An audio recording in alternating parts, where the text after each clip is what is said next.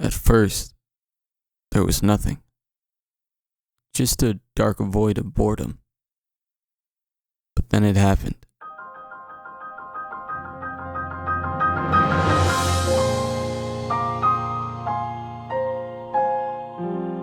An expanse bigger than anything you've ever seen. Well, anything is probably hyperbolic, but you get the idea. Hi, and welcome to my video. I'm speaking with my mouth numb right now because I went to the dentist earlier, so if I sound funny, that's probably why. But I just had to make this video. And also, by the way, for you it might not even be a video. You might not even be watching it. You might be lying down with your AirPods in listening to it. And if that's the case, good luck finding them tomorrow morning. Well, it's worth it.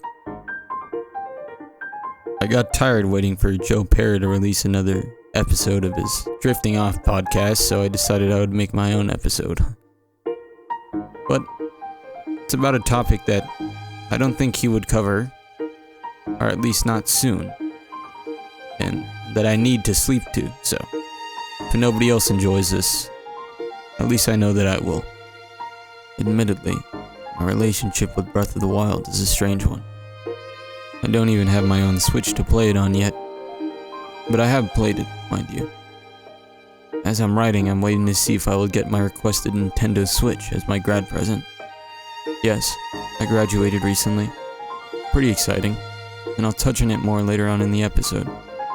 But first, I want to talk about minimalism.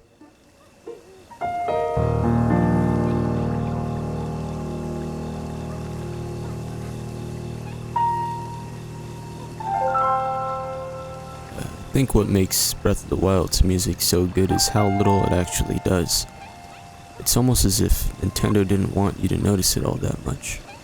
Rather, let it fit seamlessly into the world like everything else in the game. So often, we get these games and movies with bombastic, high-octane soundtracks that really want to tell you how epic a scene or moment is. Breath of the Wild doesn't have to tell you, it shows you. Cliché, I know. It probably sounded like an English teacher with that last line, but it's the truth. The only truth. For this next bit, I want you to listen closely and report back how many different sounds you could hear going right now.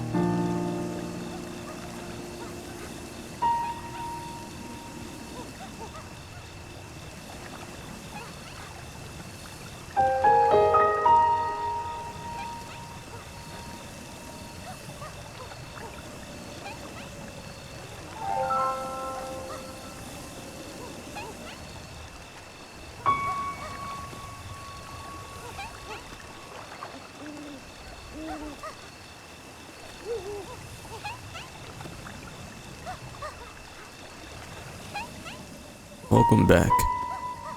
How many was it? Perhaps you heard the sound of the nearby waterfall. You most likely heard the pants of that little kid NPC running back and forth. Maybe you heard the crickets and the owls. Or maybe you even heard the gentle breeze. Breath of the Wild's sound design is full of character, and the attention to detail Nintendo employed is evident through every sound wave. It proves that video game music doesn't have to be in your face. It doesn't even have to be memorable either. At least not in the sense that most people would think. For example, you might remember the Halo theme.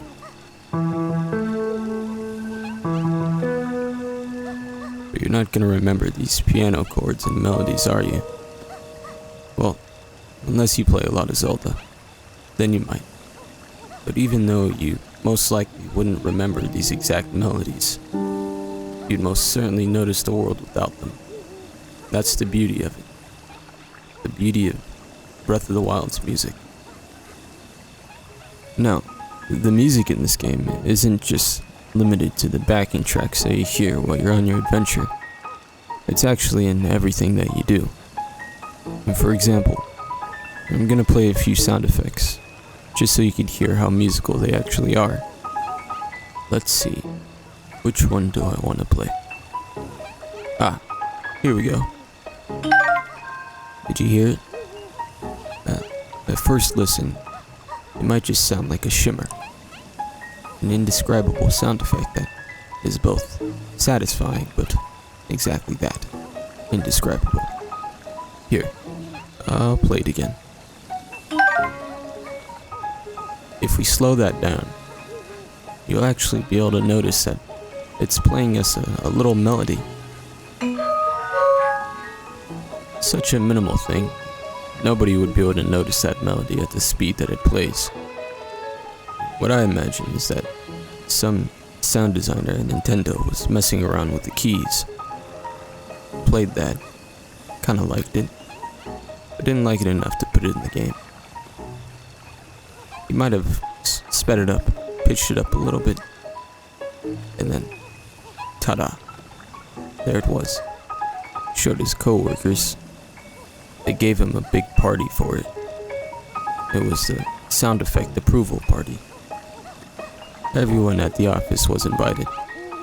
Well, besides that one guy that nobody likes. I'll play one more musical sound effect just so you can get the idea. This one's definitely more obviously a melody, unlike the one before. Another example of this game's attention to detail when it comes to sound design is your footsteps. Listen closely.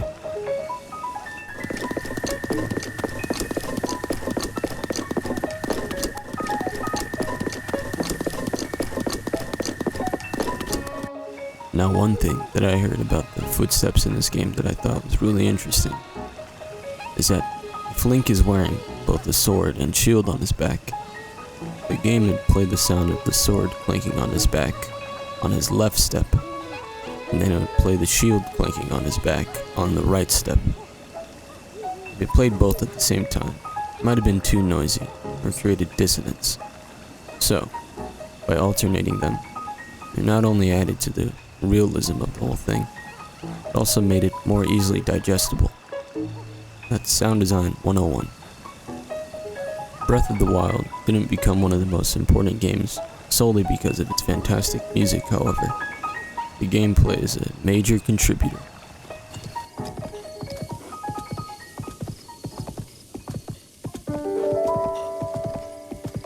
There's something so liberating about Breath of the Wild's world that you don't find in many other games.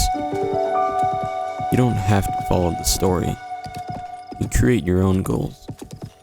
The world is so expansive and full of things to do. You find yourself distracted 24/7, with new destinations to explore, visible across the horizon.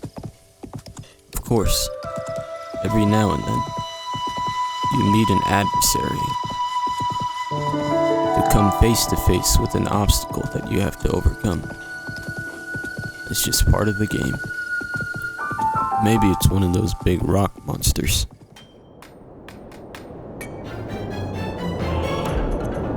You've done this before. You should be an expert. So why are you nervous? You tighten your grip on your Joy-Cons. Things are getting real.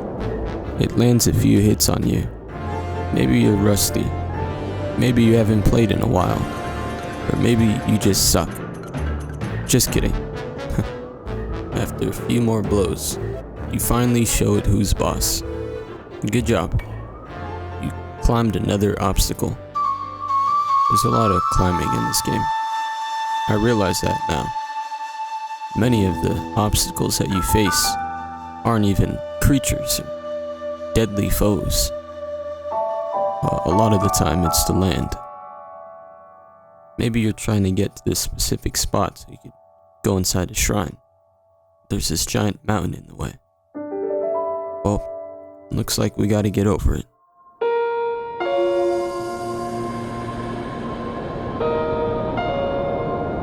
You're holding on for dear life. But it's not that extreme. Your heart's not racing like it was the first time you did this. You're an expert. The only annoying part about this is that when you get to the top, your hair's gonna be messed up from all the wind blowing through it right now. Just whatever you do, Don't look down. If you do it, you'll realize how awesome you are. But you might also be scared shitless. More so the latter.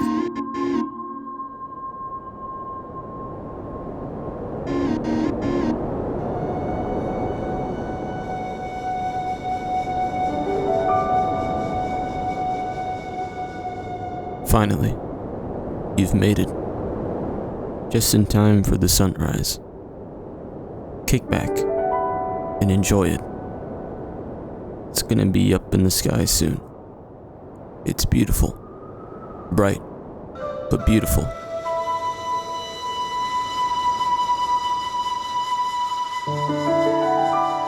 Like a great big painting. All for you to enjoy in your lonesome.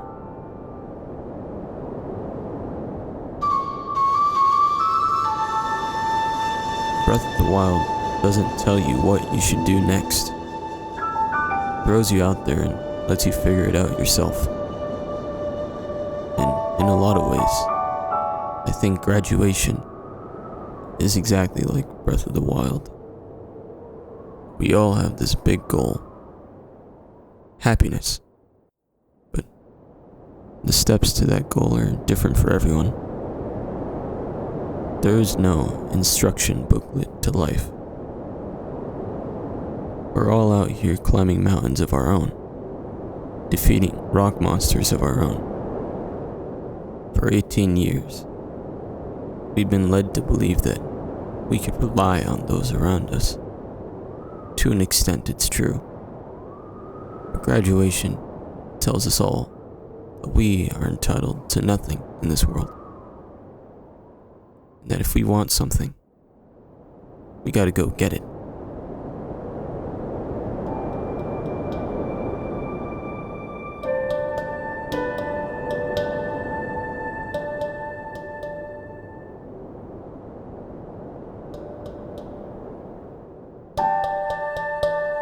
If you're listening to this, you just recently graduated from high school or whatever. I just wanted to wish you the best of luck. I'm not gonna lie and say that this path is easy, or that you'll find your way. Unfortunately, a lot of people don't find their way. But if you take any advice from what Breath of the Wild teaches you, then you should be able to find your way. The next mountain that you find, the next stone creature that gets in your path, don't turn back because of it. You still have a story to tell. We all do. And make yours a story that you'd be proud to tell your younger self.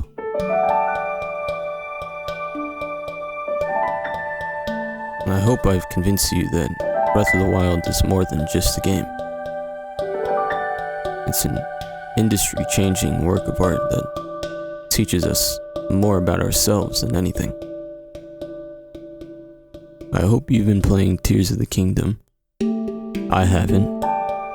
I can't, to be more precise.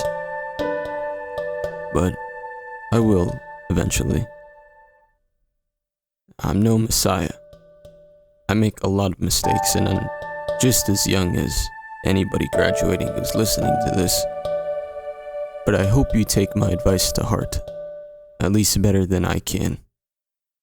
Seems like I listen to everybody but myself. Whatever it is that you do tomorrow or next week, next month, or even the next year, make it something you'll be glad you did. Just like Link, we're all mortal. We're on a clock.